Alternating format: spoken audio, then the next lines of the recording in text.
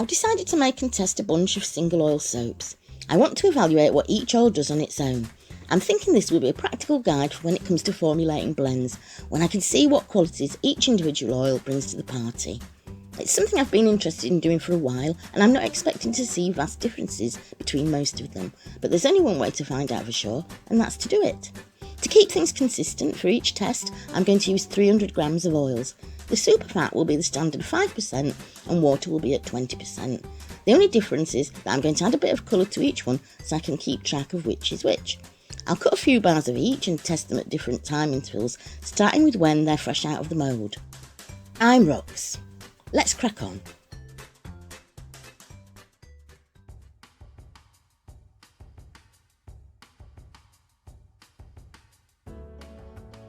Today I'm making 100% shea butter soap. Here's what it looks like on soap calc.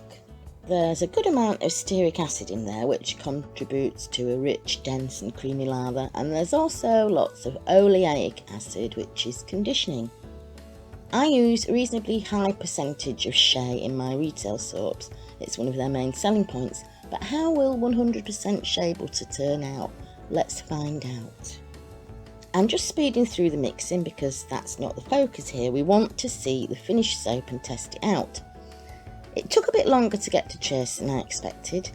If you've ever experimented with adding straight stearic acid to a CP soap, you'll know that as soon as you add the lye, it goes thick and lumpy instantaneously. So I thought the 40% stearic acid content might make it get to a thick trace faster, but that didn't happen. It did set fairly quickly, but I left this for about 24 hours anyway. Any longer and this might have been harder to cut than it was. The soap was solid and took a bit of force to chop through it, but not too much. The texture seemed kind of dry in a way, for want of a better word, not as smooth and glossy as the liquid oil soaps I've made so far in this series. Let's try it out. Right out of the mould, the first thing I noticed with this 100% shea butter soap is that there's not much in the way of bubbles. As I keep going, I'm getting a few small bubbles, but even with working it fairly vigorously, the lather isn't getting as creamy as I thought it would. I'm guessing this is a solubility issue.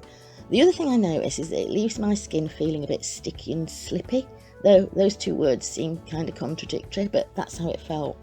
I'm keen to see if this improves over time, and I'll find out when I test it again in a couple of weeks or so. Okay, there we have 100% shea butter soap.